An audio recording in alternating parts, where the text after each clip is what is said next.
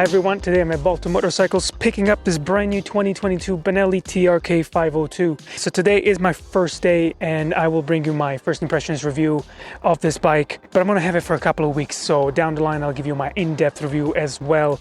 But before we get started, if you're new here and you want to see more videos like this, subscribe to the channel and hit the bell icon so you don't miss out on the next one. Now, let's start it up and hear what it sounds like.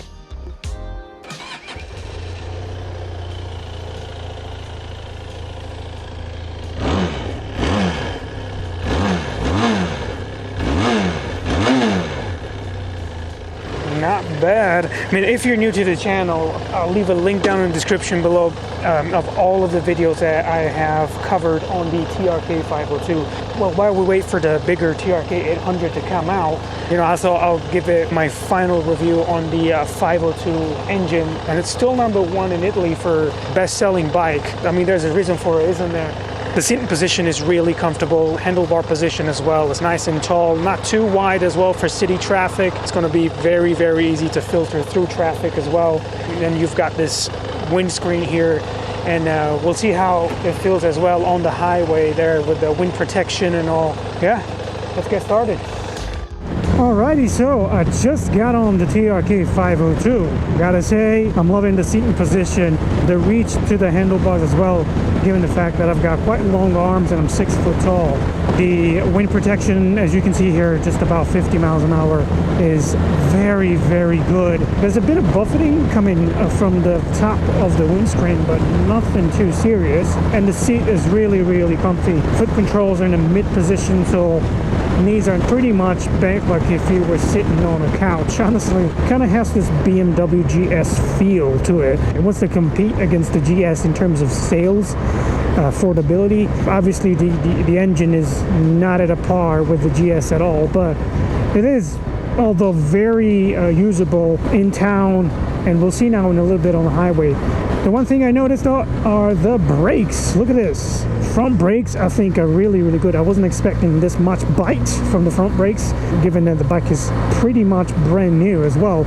But the rear brake, man, just like, oh my God. The rear brakes just need braking in, I think, a little bit.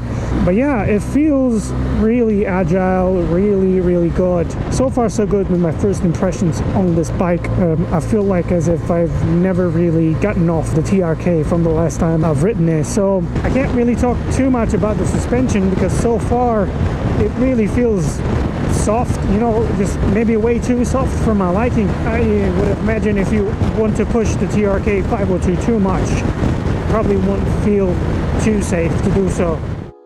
And so here I am on the highways doing just about 70 miles an hour and in 6th gear, 6,000 RPM. I must say it's really, really comfortable. The wind protection is really good as well with the stock windscreen.